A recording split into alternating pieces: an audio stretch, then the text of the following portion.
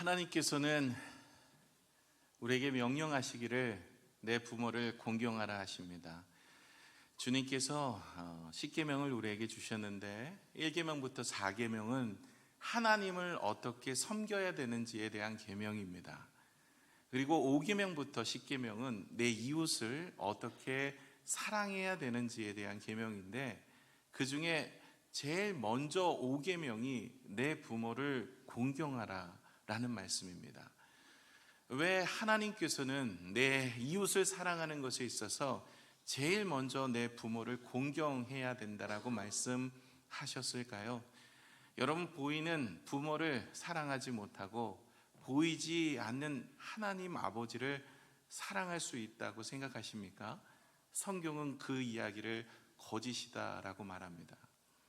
저와 여러분은 하나님께서 가정을 만들어 주셨고, 그 가정 안에 하나님의 사랑과 하나님의 은혜를 나누고 양육을 받아서 그 가정이 하나님께 쓰임 받을 수 있는 은혜의 길을 허락하여 주셨습니다.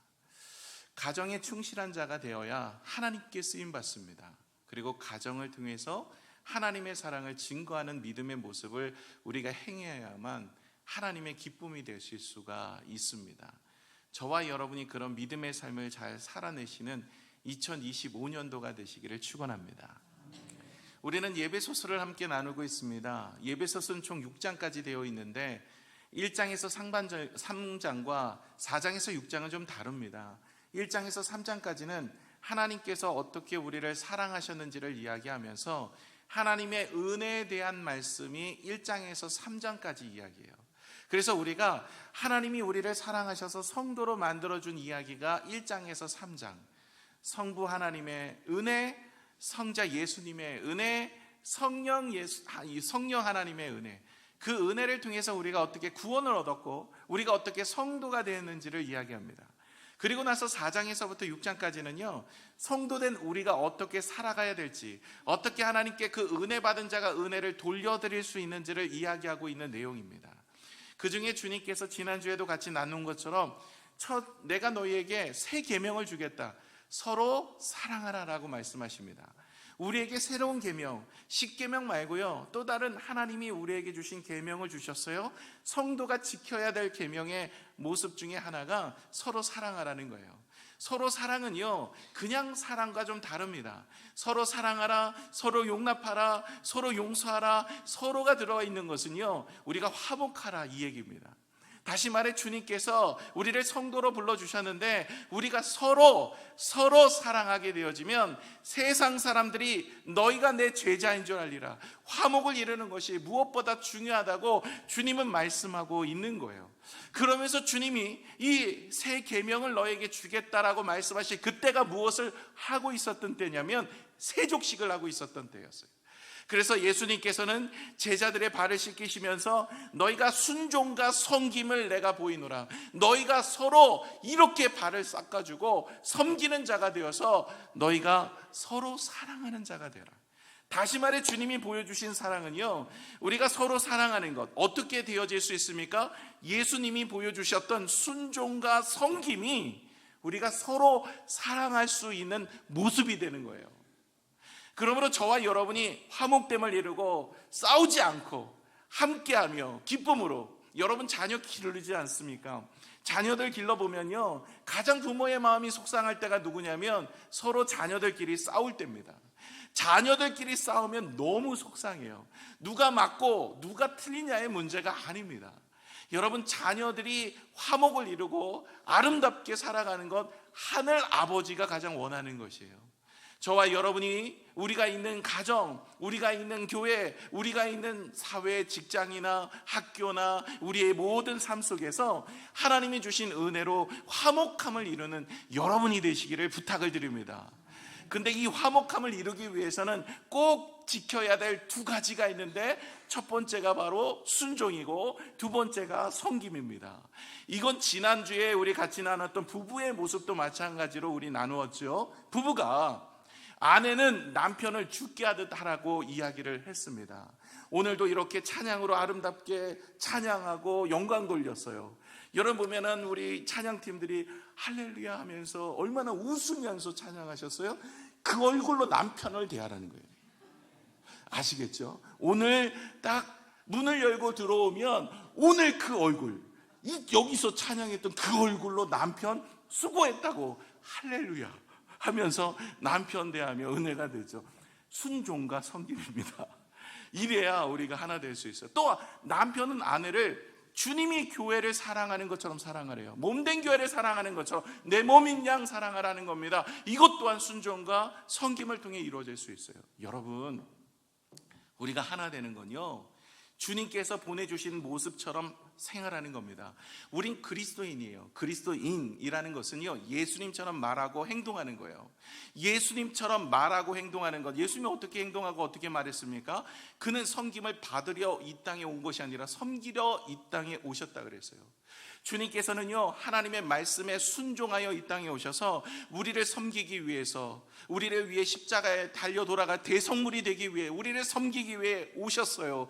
그러므로 하나님과 우리가 화평을 이루게 되고 모든 사람들과 화평을 이루는 은혜를 경험하게 된 겁니다. 저와 여러분이 서로 사랑할 수 있는 방법은 우리가 순종과 섬김이 우리 가운데 있어야 할 줄로 믿습니다. 부부 가운데도 있어야 되고요, 부모와 자녀 가운데도 있어야 되고요, 상전과 종의 관계에서도 있어야 됩니다. 오늘 그 이야기를 하고자 하는 겁니다. 오늘 이제는 부부 관계 이야기는 지난주에 했으니까 오늘은 이제 부모와 자녀의 관계를 오늘 성경을 통해서 살펴보겠습니다. 부모와 자녀의 관계를 1절에서 4절까지 이야기하고 있는데, 먼저 1절을 읽겠습니다. 자녀들아, 주 안에서 너희 부모에게 순종하라. 이것이 옳으니라. 주님께서는요, 자녀들을 향해서 말씀하시기를 뭐라고 말씀하십니까? 순종하라 라고 이야기합니다. 부모에게 순종하래요. 이것이 옳다라고 말씀하시는데, 이게 명령조입니다. 네가 원할 때, 네가 뜻할 때, 네가 이해가 될 때 하는 게 아니라, 주님께서는 선택으로 권고사항이 아니라 명령이라는 거예요. 우리가 좋든 싫든 해야 되는 명령인데, 그런데 여기에 앞에 주 안에서라는 단어 때문에 우리는 더욱 힘써야 됩니다. 왜냐하면 주 안에서가 들어갔다라는 것은 부모의 권위 때문에 우리가 순종하는 것이 아니라 하나님의 권위 앞에 순종하는 거예요. 주 안에서는 하나님의 권위, 하나님의 말씀이니, 하나님의 뜻이니, 하나님이 원하시는 것이니 내가 그 일에 순종하겠습니다라는 것을 통해서 부모의 권위에 순종하는 겁니다. 물론 그것이 없어도 부모의 권위에 순종해야 되겠지만, 무엇보다 이것을 하지 않으면 하나님의 권위에 도전하는 것입니다. 여러분, 부모에게 순종하는 사람이 하나님이 기뻐하실 뿐만 아니라 하나님이 쓰십니다. 구약 성경에 요셉이라는 사람이 있어요. 요셉은요, 아버지 야곱을 위해서 참 열심히 섬겼던 사람입니다. 그가 나중에 팔려서 애굽의 총리가 됩니다. 그리고 나서 나중에 이제 야곱과 그 형제들이 70명이 총리가 된 요셉을 만나게 되죠. 요셉은 그 가족들 모두를 잘 지켜서 하나님의 은혜로 민족을 이루게 만듭니다. 그런데 이 야곱이 나이가 들어서 아버지가 돌아가세요. 그럴 때 이 야곱의 형제들이 요셉에게 가서 이야기를 합니다. 야곱의 자식들이 요셉들에게 가서 이야기를 하죠.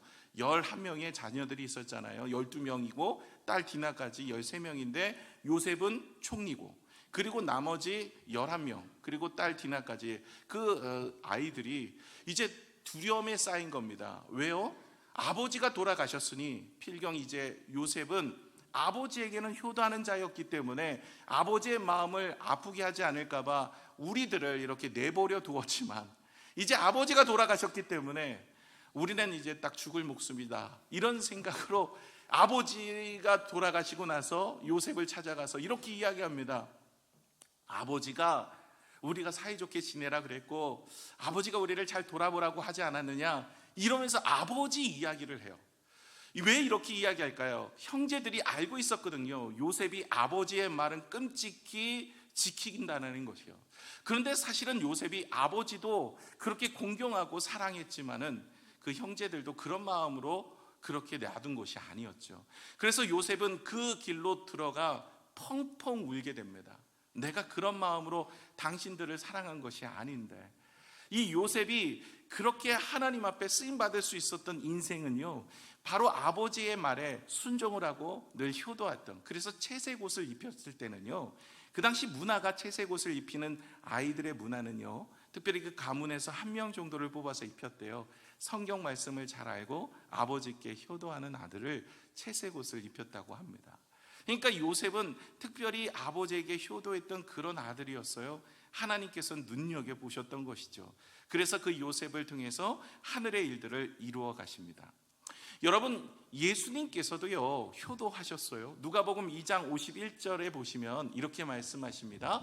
예수께서 함께 내려가서 나사렛에 이르러 순종하여 누구에게? 부모에게 받드시더라. 부모를 받드시더라. 그 어머니는 이 모든 일을 마음에 두니라. 예수님은요 살아생전에 육신의 부모님을 잘 받들어 섬겼습니다. 특별히 아버지는 일찍, 요셉은 돌아가셨어요. 어린 나이 때, 예수님이 어린 나이 때 아버지 요셉은 일찍 돌아가시고 어머니 혼자 모시고 동생들 5명 그 아이들을 키우면서 그렇게 예수님께서는 열심히 목수의 일을 감당하면서 사셨습니다. 나중에 십자가에 달려 돌아가실 때 그 운명하시는 순간에 자신의 제자였던 요한에게 어머니를 의탁합니다. 이 요한아, 이 마리아, 나의 어머니를 네가 절 잘 섬겨줬으면 좋겠다. 이렇게 의탁까지 하면서 십자가에서 우며하십니다. 여러분, 이처럼요 예수님은 육신의 부모님도 극진히 잘 섬겼던 본을 보이셨던 것을 봅니다. 여러분이 잘 아시는 손양원 목사님이 계십니다. 사랑의 원자탄이라는 그런 별명을 가졌던 분이신데요, 이 손양원 목사님께서 두 아들을 죽였던 안재선이라는 사람을 양아들로 품어서 기릅니다. 두 아들의 몫을 그 아들에게 쏟아서 오히려 원수 같은 아들, 그 사람이 이 공산당원이었던 이 안재선이가 이 두 아들을 그렇게 죽였는데 그 아들을 죽였던 안재선이를 용서하고 그 양자 삼아서 기르게 되어지는데, 너무 놀라운 것은 사실 부모는 그렇게 하는 것도 사실 쉽지 않지만 그 형제들이 있었어요. 그러니까 손양원 목사님이 계실 때 그 죽었던 아들 말고도 형제들이 있었는데 그 형제들이 그 안재선이를 자기 형제처럼 끌어안습니다. 어떻게 그렇게 할 수 있었냐면 손양원 목사님을 바라보는, 아버지를 바라보는, 아버지께 순종하고 아버지를 섬기는 마음으로 아버지가 사랑하고 아버지가 결단하고 아버지가 하는 일이기 때문에 나도 그렇게 하겠습니다라는 마음으로 아버지의 결단을 따라서 그 안재선이를 자기의 형제로 받아들이게 됩니다. 사실 손양원 목사님도 대단하지만 그 자녀들도 사실 대단한 거예요. 그러다 보니까 주변에 있는 많은 사람들이 그 모습을 보며, 화목을 이루는 모습을 보며, 서로 사랑하는 모습을 보면서 하나님의 자녀라고, 예수님의 제자라고 일컫게 되어지고 많은 사람들이 은혜를 얻게 되어지는 것입니다. 우리 자녀된 여러분, 우리 부모에게 효도하게 되어질 때 하나님께서는 우리의 삶을 눈여겨보시고 붙들어 주셔서 세워가실 줄로 믿습니다. 또한 부모된 분들은 자녀들을 어떻게 해야 될까요? 자녀들을 내 방식대로, 내가 원하는 대로 양육하는 것이 아니라 오늘 4절에 나왔는데 이렇게 하래요. 우리 같이 4절 읽겠습니다. 또 아비들아, 너희 자녀를 노엽게 하지 말고 오직 주의 교훈과 훈계로 양육하라. 자녀들을 노엽게 하지 말고요, 그리고 자녀에게 어떻게 해라고요? 주의 교훈과 훈계로 양육하라. 먹여서 기르고 아플 때 싸매고 교육을 가르치고 이런 것도 중요하죠. 그러나 오늘 성경에 주님께서 우리 자녀들에게 무엇을요? 하나님의 말씀으로 양육하고 교훈하기에 힘쓰라라고 이야기를 합니다. 여러분, 우리 부모님들이 우리 자녀들을 그렇게 양육하고 돌보는 일에 힘써야 할 줄로 믿습니다. 여러분, 프리티 캠프도 보내주시고요, 내일부터 2박 3일 동안 수련회, 중고등부 수련회, 아멘, 우리 교육자분이 계속 아멘을 1부 때부터 하세요. 이유는 안 갈라 그래요, 아이들이. 여러분, 저도 수련회 가서 접촉점이 있었어요. 하나님과, 하나님의 사람이 되려면 자꾸 이런 데 가야 됩니다. 학원도 중요하고요, 여러분 집에서 신앙생활 하는 것도 중요합니다만은 이렇게 같이 함께 하나님께서 기회를 주실 때 보내주세요. 여러분 자녀들을 양육하고 주의 말씀으로 훈계하는 일에 있어서 우리가 잘 양육할 테니 보내주신다면 은혜가 있습니다. 2박 3일 여러분 자녀들을 보내주시면 내일부터요, 아직 신청 못하셨다고요? 오늘 하시면 됩니다. 우리 교육자, 우리 고등부가 지금 쉽지 않아요. 그래서 여러분 보내주시면 하나님께서 기뻐하실 줄로 믿습니다. 여러분 성경에 보시면 여러분 사무엘이라는 그 귀한 믿음의 사람, 정말 대단한 하나님이 쓰시는 사람이 나올 수 있는 이유는 한나가 있었기 때문에 그래요. 한나는 눈물로 아들을 위해서 기도했습니다. 하나님 나라를 위해서 헌신했습니다. 하나님께 바치겠다고 서원도 했어요. 그렇게 하나님 앞에 드림받았더니 하나님께서 사무엘을 통해서 그 이스라엘을 귀하게 사사이기도 하고 선지자이기도 하고 왕처럼 나라를 다스리는 데 있어서 사무엘만한 사람이 어디 있습니까? 사울 왕도 사무엘이 기름 부어 세웠고요, 다윗도 기름 부어 세웠던 사람이 사무엘이에요. 마지막 13번째 사사였고 대단한 믿음의 사람이었습니다. 이 사람이 어떻게 이렇게 됐냐고요? 그의 어머니의 눈물 어린 기도가 있었기 때문에 그래요. 사무엘상 1장 27절 28절에 이 아이를 위하여 내가 기도하였더니 내가 구하여 기도한 바를 여호와께서 내게 허락하신지라. 그러므로 나도 그를 여호와께 드리되 그의 평생을 여호와께 드리니다 하고 그가 거기서 여호와께 경배하니라. 아멘. 여러분, 평생을 여호와께 드리겠다고 눈물로 기도하는 부모의 기도를 통해서 이 사무엘은 하나님 앞에 귀하게 쓰임받았다라는 것입니다. 당대 대조적이게 또 한 사람의 모습이 나오는데 엘리 제사장이에요. 이 엘리 제사장은 정말로 대제사장이었음에도 불구하고 무려 이스라엘의 40년 동안 대제사장이었어요. 두 아들이 있는데 홈니와 비나스예요. 성경에 보시면 이 홈니와 비나스는 불량자다라고 얘기합니다. 이 아이들이 어떻게 하냐면 사무엘상 2장 22절에서 25절에 이렇습니다. 엘리가 매우 늙었더니 그의 아들들이 온 이스라엘에게 행한 모든 일과 회막문에서 수종드는 여인들과 동침하였음을 듣고 그들에게 이르되 너희가 어찌하여 이런 일을 하느냐? 내가 너희의 악행을 이 모든 백성에게 듣노라. 내 아들들아 그리하지 말라. 내가 들리는 소문이 좋지 아니하니라.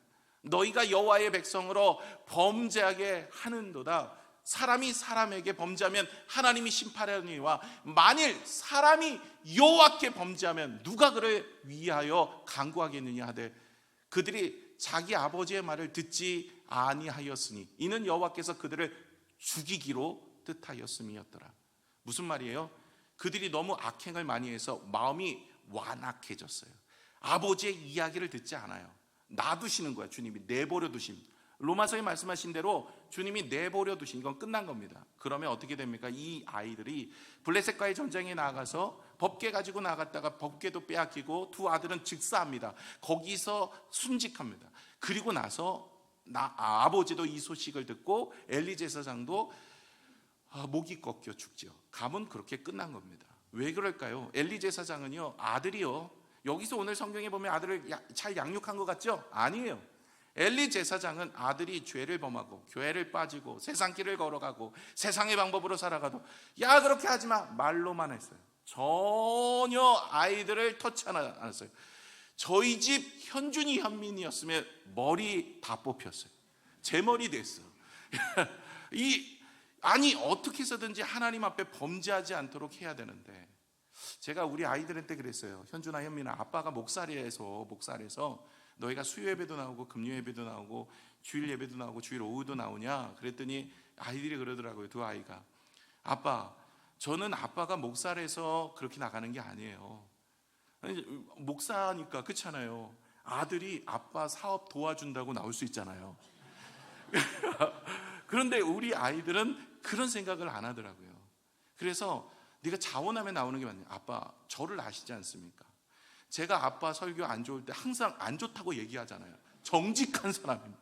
이러면서 아빠 기분 따라 내가 말하는 사람 아닙니다. 이러면서 주 아들들이 그런 얘기를 하더라고요. 그래서 제가 속으로 아유 그래도 신앙 하나는 잘 물려줬다라고 생각을 한다라고 생각합니다. 여러분, 우리 자녀들을 말씀으로 양육하고 교육하면 하나님께서 쓰시는 줄로 믿습니다. 여러분, 언더주 선교사님이 계시는데요, 양아진에 가시면, 양아진 선교사 무덤에 가시면 언더주 선교사님 무덤은 일가가 묻혀 있어요. 일가가. 왜 일가냐면 그 부모님도 우리나라를 위해서 헌신하다가 돌아가셨고 자녀들도 우리나라에 와서 헌신하고 돌아가고 그 손자들도 우리나라에 헌신해서 돌아가셨어요. 그래서 일가가 묻혀 계셔요. 이 모습을 보면서 참 은혜다. 이 부모가 얼마나 아이들을 위해서 눈물로 기도로 양육했을 뿐만 아니라 하나님 나라를 위해서 본을 보이고, 그리고 그 아이들이 다른 곁길로 가지 않도록 열심히 양육을 하여서 그렇게 믿음의 전술을 잘 이루어서 이렇게 세웠다는 생각을 하면서, 저도 언더우드 선교사님의 그 아름다운 모습을 본받아 우리 자녀들에게 믿음을 잘 전수할 수 있는 그런 부모가 되어야 되겠다, 이런 생각을 해보게 됩니다. 여러분 자녀들을 복되게 세우시고 하나님의 은혜 가운데 양육을 잘 하시면 여러분의 자녀는요 반드시 하나님께서 쓰시는 줄로 믿습니다. 정말 재밌는 건요, 다른 계명하고도 다르게 이건 약속이 있는 첫 계명이래요. 무슨 말이냐면 이 계명을 지키면, 물론 다른 계명들도 하나님께서 약속을 주셔서 복을 주시는데, 약속이 있는 첫 계명, 어떤 복을 주시냐면 2절 3절에 이렇게 이야기를 합니다. 내 아버지와 어머니를 공경하라. 이것은 약속이 있는 첫 계명이니 이로써 내가 뭐라고요? 잘되고 땅에서 장수하리라. 여러분, 이 땅에서 잘되고 자녀가 장수하기 위해선 이 아이들에게 신앙을 전수해야 되고, 아이들은 부모를 말씀을 통해서 주 안에서 부모를 공경하며 하나님의 말씀을 통해서 하늘 아버지께 잘 순종하는 믿음의 삶을 살아가면 어떻게 된다고요? 잘 됩니다. 그리고 그 아이들이 장수하게 되어집니다. 성경에 그런 예가 나오는데요, 룻기서를 여러분 아시죠? 룻기서. 그 룻이라는 사람은 모압 여인이었어요. 그 모압 여인이었는데 그 시어머니가 나오미입니다. 시어머니와 나오미가 이제 아들이 다 죽었어요. 남자는 다 죽어버리고 이제 남은 것은 시어머니하고 본인밖에 남지 않았어요. 시어머니를 떠나보내면, 본인은 이제 나이가 젊으니까 남편은 일찍 죽었고, 이 시어머니를 떠나보내면 시어머니 혼자 살아야 돼요. 자기는 재혼해서 살아도 되는데 젊으니까 이 시어머니 혼자 가면 호련단시 어디서 어떻게 될지 몰라요. 그래서 어머니가 가는 곳은 내가 가고 어머니의 나라가 내 나라고 어머니가 돌아가시는 곳이 내 땅입니다 라면서 이제 이 룻은 어머니를 따라 자기의 고향 모압을 버리고 가나안 땅으로 옵니다. 그리고 이스라엘 그 땅에 와서 어머니 모시고 그렇게 살아가게 됩니다. 효도하는 거죠. 어머니를 잘 공경하는 겁니다. 그랬더니 어떤 일이 일어났어요? 하나님께서 그 모습을 귀하게 여기시고 롯을 누구랑 맺어주냐면 교회 오빠 보아스. 이 보아스가 교회 오빠인데 어때요? 돈 많고 잘생겼어. 능력 있어. 그러니까 너무 좋은 거예요. 여러분도 교회 오빠하고 결혼하셨잖아요. 아이고, 한 분도 안 계신 것 같은데 왜 이러시나? 여러분 남편이 교회 오빠셨잖아요, 그죠? 네, 그렇게 아멘. 예, 그런 교회 오빠요. 돈 많았어요. 능력도 있었어요. 보아스가 그랬어요. 교회 오빠인 거예요. 그걸 만나게 하셔서 결혼하가 누구를 낳아요? 그 가정에서 다윗이 나요. 그래서 다윗의 증조모가 누구냐면 룻입니다. 모압 여인이고 이방 여인임에도 불구하고 이 나오미를 잘 극진히 섬겼던 모습을 하나님이 보시니까 성경 오늘 약속하신 대로 무엇을요? 잘 되고 장수하리라. 이 축복을 허락하여 주셨다는 거예요. 여러분, 우리 인생에 우리 자녀들이 잘 되고 하늘의 축복을 입고 우리의 가정에 은혜가 있고 하나님 앞에 기쁨이 되려면 서로 사랑하며 화목하며 우리가 이루어야 될 것이 무엇이냐면 순종과 섬김입니다. 부부끼리 순종과 섬김이 있어야 되고 부모와 자녀끼리도 순종과 섬김이 있을 때 그 가정은 화목함을 이룰 뿐만 아니라 하나님 앞에 귀하게 쓰임받는 은혜가 있을 줄로 믿습니다. 두 번째는 종과 상전이에요. 이것은요, 가정에서 시작해서 부부와의 관계, 부모와 자녀와의 관계와 이어서 하나님은 오늘 5절에서 9절까지 내 이웃과의 관계, 그러니까 직장에서 상사와 우리 부하 직원들, 우리가 만나는 사람들, 우리 교회 안의 성도들, 이런 만남의 관계 속에서도 오늘 5절에서 9절까지는 우리가 꼭 순종과 섬김의 모습이 이런 모습이 되어야 된다라면서 우리가 서로 사랑할 수 있는 화목됨을 이루기 위해 중요한 모습을 말씀하고 있어요. 5절을 같이 한번 볼까요? 종에게 이야기하는 이야기인데요. 같이 읽겠습니다. 시작. 종들아 두려워하고 떨며 성실한 마음으로 육체의 상전에게 순종하기를 그리스도께 하듯 하라. 아멘. 그리스도께 하듯 어떻게 해요? 종은 상전에게, 부하 직원은 상사에게 그런 마음으로 한다면, 오늘도 보시면 성실한 마음이래요. 마음을 다하는 거예요. 외적으로 그럴듯하게 보여지는 것이 아니라 마음의 중심을 다해서 섬기면 하나님께서 복을 주시다는 거예요. 그리고 그 모습은 하나님께서 놀라운 축복으로 함께 하시죠. 창세기 39장 4절에서 6절에 보시면 이 요셉이 그렇게 했어요. 요셉이 종으로 팔려갔잖아요. 그래서 그는 종살이를 하고 있었어요. 종입니다. 노예입니다. 그가 오늘 말씀처럼 상전을 그렇게 대한 거예요. 요셉이 그의 주인에게 은혜를 입어 섬김에 그가 요셉을 가정 총무로 삼고 자기의 소유를 다 그의 손에 위탁하니 그가 요셉에게 자기의 집과 그의 모든 소유물을 주관하게 한 때부터 여호와께서 요셉을 위하여 그 애굽 사람의 집에 복을 내리심으로 여호와의 복이 그의 집과 밭에 있는 모든 소유에 미친지라.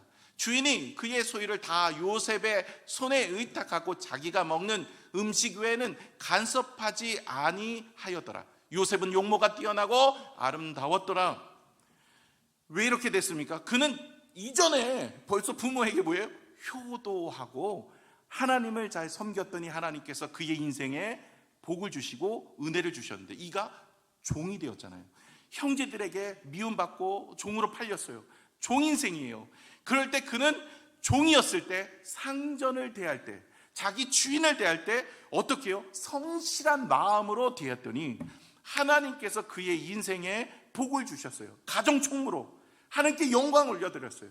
누명을 쓰고 감옥에 들어가서도 그는 간수에게도 최선을 다합니다. 그랬더니 간수가 그 요셉을 신뢰하고 그로 인하여 떡 맡은 거 하는 장, 술 맡은 거 하는 장을 만났고 거기서 꿈을 해석하여 바로의 꿈까지 해석함으로 요셉은 애굽의 총리가 되었더라는 것이죠. 여러분, 하나님 앞에 이런 말씀에 순종함으로 부모를 위해서 효도하는 사람 하나님 눈여겨보십니다. 종이지만 상전을 바라볼 때도 이렇게 잘 순종하고 섬기는 사람 하나님이 쓰십니다. 저와 여러분의 인생도 이렇게 쓰임받기를 소망합니다. 다니엘이라는 사람이 있어요. 다니엘이요, 주전 586년에 포로로 끌려갑니다. 느부갓네살 왕 앞에 갔는데 그 당시에 이 바벨론은요, 다른 나라를 점령하고 나면 그 나라에 좀 또릿또릿한 아이들을 데려다가 가르쳐서 그 나라의 대신들을 삼습니다. 그래서 다니엘과 세 친구가 왕실에 들어가서 자라게 되어지는데 그 왕실에 들어가서 자랐던 다니엘과 세 친구는 신분은 노예죠. 종입니다. 패망한 나라의 사람으로 끌려왔기 때문에요. 그런데 거기서 이 다니엘과 세 친구는 이 왕이나 거기 있는 신료들에게 정말 성실한 마음으로 잘 섬기게 됩니다. 그래서 이 다니엘의 삶은 왕도 인정할 뿐만 아니라 주변에 있는 사람들까지도 그 다니엘을 인정하게 되어져요. 다니엘서 6장 3절에서 5절에 보시면 다니엘은 마음이 민첩하여 총리들과 고관들 위에 뛰어남으로 왕이 그를 세워 전국을 다스리게 하고자 한지라. 다음 계속 이어서요, 이에 총리들과 고관들이 국사에 대하여 다니엘을 고발할 근거를 찾고자 하였으나 아무 근거 아무 허물도 찾지 못하였으니 이는 그가 충성되어 아무 그릇됨이 없고 아무 허물도 없음이었더라. 성실을 다해서 한 거예요. 그들이 이르되 이 다니엘은 그 하나님의 율법에서 근거를 찾지 못하면 그를 고발할 수 없으리라 하고, 이렇게 그는 청실을 다해서 했더니 하나님께서 그의 인생에 복을 주시고 은혜를 주셨어요. 여러분, 성도는 이런 모습으로 사셔야 됩니다. 저와 여러분이 2025년도 이런 삶을 살아내야 할 줄로 믿습니다. 또 하나, 이제 9절에 둘째 상전에게도 이런 이야기를 해요. 9절 상전에 대한 이야기 한번 읽겠습니다. 시작. 상전들아, 너희도 그들에게 이와 같이 하고 위협을 그치라. 이는 그들과 너희의 상전이 하늘에 계시고 그에게는 사람을 외모로 취하는 일이 없는 줄 너희가 알미라. 아멘. 위협을 그치고 종들을 공의로 대하라 라고 이야기합니다. 그러니까 종을 동등대에 평가하는 거예요. 당시에는요, 이 이야기는 파격적입니다. 당시에는 종은요, 그냥 가축 정도로 여겼고 재산 중의 일부분이었어요. 사람의 생명을 그렇게 여겼던 거예요. 그런데 오늘 성경에 보시면 그들의 공의로, 그들을 우리와 동일하게 여기라는 거예요. 그럴 때 하나님께서 그 모습을 보시는 거예요. 순종하는 마음으로, 그렇게 섬기는 마음으로 하는 사람이 성경에 나와요. 여러분, 조금 전에 살펴보았던 보아스라는 사람이요, 자기의 일꾼들, 함께했던 가난한 사람들을 있지 않겠습니까? 그런 사람들을 이 마음으로 대해요. 정말 돌아보고 그들을 축복하며 그들을 돌아봅니다. 룻기 2장 4절에서 6절에 보시면 마침 보아스가 베들레헴에서부터 와서 베는 자들에게, 그 베는 자들이 종들입니다, 이르되 여호와께서 너희와 함께 하시기를 원하노라 하니 축복도 합니다. 그들이 대답하되 여호와께서 당신에게 복 주시기를 원하나이다 하니라. 보아스가 베는 자들을 거느린 사안에게 이르되 이는 누구냐? 소녀냐 하니 베는 자를 거느린 사안이 대답하여 이르되 이는 나오미와 함께 모압 지방에서 돌아온 모압 소녀인데, 누구를 만난 거예요? 룻을 만난 거예요. 그러니까 여러분 잘 돌아보다가 어떻게 이 만남이 이루어진 거예요. 하나님께서 주선한 거죠. 이 보아스는요, 이 하인들이나 자기 일꾼들을 막대하지 않았어요. 잘 돌아보면 자기의 가족처럼 살펴보다가 이런 일들이 있는 거예요. 그래서 이 다윗의 증조부가 되고 하나님께서 이 잘생기고 능력 있고 돈 많은 교회 오빠, 하나님께서 그런 은혜로 허락하신 것입니다. 여러분 또한 신약에서 배가 아프신가 봐요. 별로 아멘도 안 하시고, 뭐 교회 오빠 못 만나서 그러신 거 아니시죠? 신약에서 또 빌레몬이라는 사람이 있어요. 빌레몬과 오네시모는요, 상전과 종의 관계예요. 오네시모는 종이고 빌레몬은 상전이었어요. 근데 이 오네시모가 돈을 취하여 이 가정에 있는 것을 취하고 도망한 거예요. 그러다가 로마에 도망가서 압송당합니다. 거기에서 감옥에 누구를 만나냐면 바울을 만나요. 이 오네시모라는 사람이. 거기서 회심합니다. 그렇게 회심했을 때 바울이 이 오네시모를 빌레몬에게 보내는데, 그렇게 돌아가면요 죽어요. 종은 죽는 겁니다. 그런데 편지를 한 장 써요. 그게 빌레몬서입니다. 너가 이 오네시모를 다시 볼 텐데 그를 어떻게 대하라고요? 형제로 대하라, 용서해라, 이렇게 이야기해요. 빌레몬에게 그렇게 이야기해요. 여러분, 빌레몬은요 당시에 골로새 교회의 성도였었고 바울이 전도를 해서 골로새 교회가 세워졌잖아요. 이전부터 잘 알고 있었던 사람이었습니다. 빌레몬서 1장 16절의 말씀 한번 읽어볼까요? 이후로는 종과 같이 대하지 아니하고 종 이상으로 곧 사랑받는 형제로 둘지라. 내가 내게 특별히 그러하거든 하물며 육신과 주 안에서 상관된 내게라. 아멘. 무슨 말이면 형제로 두라. 이제는 저와 여러분의 인생에 있어서 밑에 있는 사람을 어떻게 해요? 잘 돌아보는 인생이 있는 거예요. 여러분, 섬김과 순종이요, 이런 놀라운 은혜를 이루어갑니다. 성경의 7절에서 8절 오늘 본문의 말씀을 보시면 모든 관계에 있어서 이렇게 하시래요. 기쁜 마음으로 섬기기를 주께 하듯 하래요. 사람들에게 하듯 하지 말라. 이는 각 사람이 무슨 선을 행하든지 종이나 자유인이나 주께로부터 그대로 받을 줄을 알미라. 그러면서 주님께서 나중에 뭐라고 얘기해요? 사람에게 하지 말고 주께 하듯 하라 하면서 소자 하나에게 한 것이 곧 나에게 한 것이다. 그러면서 소자에게 한 헌신과 수고를 주님이 받으셨다라고 얘기합니다. 말씀을 맺겠습니다.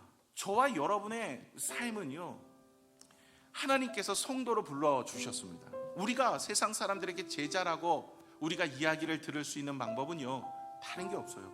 서로 화목하며 하나됨을 이루고 서로 사랑하는 겁니다.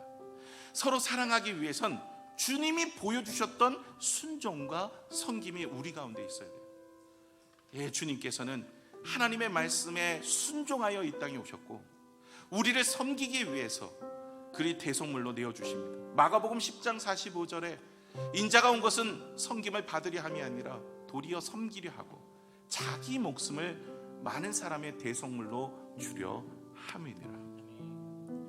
요한복음 13장 4절에서 5절에 저녁 잡수시던 자리에서 일어나 겉옷을 벗고 수건을 가져가다가 허리에 두르시고 이에 대하여 물을 떠서 제자들의 발을 씻으시고 그 두르신 수건으로 닦기를 시작합니다.